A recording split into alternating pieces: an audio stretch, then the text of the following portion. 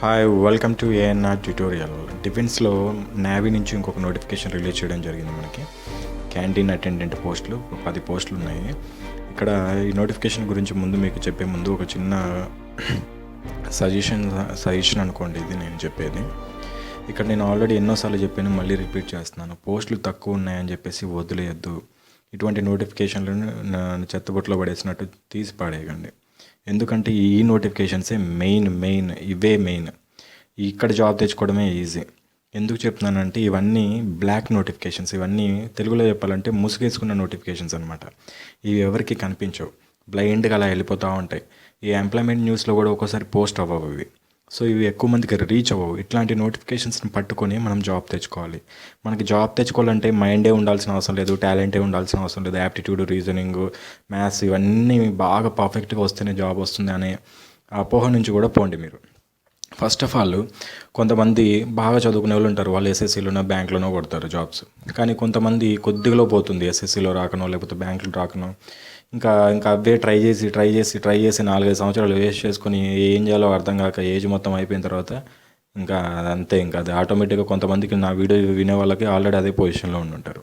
So అట్లాంటి వాళ్ళకి ఈ నోటిఫికేషన్స్ అనేవి బాగా ఉపయోగపడతాయి. ఇక్కడ పోస్టులు ఎన్ని ఉన్న దానికంటే ముఖ్యం ఏంటంటే ఇక్కడ లో కాంపిటీషన్ ఉంటుంది మనకి. ఫస్ట్ ఆఫ్ ఆల్, అప్లై చేసుకున్న ప్రతి ఒక్కరికి అడ్మిట్ కార్డ్ అనేది రాదు. ఎవరికైతే పర్సంటేజ్ ఎక్కువ ఉంటుందో, ఏజ్ క్రైటీరియా బట్టి అండ్ ఇంకా మిగతా డిపెండెంట్ బట్టి వాళ్ళు షార్ట్ లిస్ట్ చేసి పంపిస్తారు. షార్ట్ లిస్ట్లో 1:50 షార్ట్ లిస్ట్ చేస్తారు. ఒక్క పోస్ట్కి 50 మందికి మాత్రమే హాల్ టికెట్స్ అనేది పంపడం జరుగుతుంది. ఒకవేళ మీకు హాల్ టికెట్ వస్తే 50% పని అయిపోయినట్టే. ఎగ్జాంపుల్కి మన సిడబ్ల్యూసీ నోటిఫికేషన్ పెట్టాం, మనం యూట్యూబ్ ఛానల్లో పెట్టాం. గాంధీనగర్ గురించి పెట్టాను. గాంధీనగర్ గురించి ఒక వీడియో పెట్టాను నేను సిడబ్ల్యూసీ గురించి. చూడండి, అది 2 లక్షల పైన వ్యూస్ ఉంటాయి. అది చూసి అలా వదిలేశారు, స్కిప్ చేశారు చాలామంది. కొంతమంది మాత్రమే అప్లై చేసుకున్నారు. ఇప్పుడు దాంట్లో మన ఏఎన్ఆర్ ట్యూటోరియల్ నుంచి ఒక గ్రూప్ క్రియేట్ చేసి 32 మందిని మొన్న మనం గాంధీనగర్ వాళ్ళకి వెళ్ళి కొద్దిగంత గైడెన్స్ ఇస్తే దాదాపు ఒక 2-3 స్విమ్మింగ్లో ఫెయిల్ అయ్యారు. మిగతా 29-28 మంది ఆల్మోస్ట్ ఓకే అయిపోయారు. 31st రిజల్ట్ వస్తాయి. సో వాళ్ళు యూజ్ చేసుకున్నారు ఇప్పుడు దాన్ని. వీళ్ళు ఇలా సిడబ్ల్యూసీ అనేది కొద్దిగా పాపులర్ అయిపోయింది. ఎప్పుడు గాంధీనగర్ వాళ్ళకి జాబ్స్ వచ్చేసినాయి, షార్ట్ లిస్ట్ అయిపోయారు అనగానే తర్వాత జమ్మూకి, పాట్నాకి అండ్ షిమ్లాకి ఇంకా ప్రతి ఒక్కరు అప్లై చేయడం. ప్రతి ఒక్కరు ఇప్పుడు సిడబ్ల్యూసీ నోటిఫికేషన్ తెలవనోడు ఎవడూ లేడు. ఎస్బీఐ క్లర్క్ నోటిఫికేషన్ అన్న తెలియదేమో కానీ సెంట్రల్ వాటర్ కమిషన్ నోటిఫికేషన్ తెలియని వ్యక్తి లేడు. పిహెచ్డీ చేసినోడికి కూడా ఇప్పుడు సెంట్రల్ వాటర్ కమిషన్ అనేది తెలిసిపోయింది. సో గాంధీనగర్ వాడు సేఫ్ ఉన్నాడు. ఇప్పుడు గాంధీనగర్కి ఎవరైతే అప్లై చేసుకున్నారో 82% కూడా కొట్టాడు. కానీ ఇప్పుడైతే బీహారు, పాట్నా వాడికి కొద్ది కాంపిటీషన్ పెరిగే అవకాశం ఉంది. సో నేను అలా అనమాట, సిడబ్ల్యూసీ ఒక ఎగ్జాంపుల్ చెప్తున్నాను. సో అట్లాంటి కొత్త నోటిఫికేషన్స్ తీసుకొచ్చినప్పుడు వాటిని మీరు కాన్సన్ట్రేషన్ చేసి అప్లై చేయండి. ఎక్కడో చోట తగులుతుంది, మనకి తగలకుండా అనేది ఉండదు. 6 నెలలు కరెక్ట్ ఒక ప్రాసెస్లో ప్రతి ఒక్క దాన్ని అప్లై చేయండి, ఖచ్చితంగా వచ్చేస్తుంది. ఓకేనా?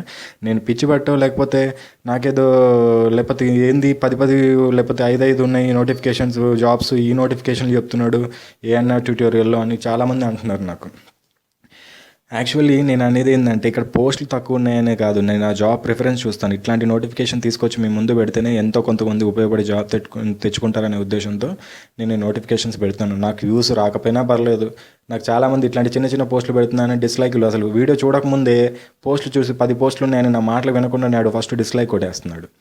సరే, కొట్టేసుకోండి, డిస్లైక్ కొట్టుకోండి. నాకు మొత్తం అన్ని 100 డిస్లైక్లు వచ్చినా నాకేం ఇబ్బంది లేదు.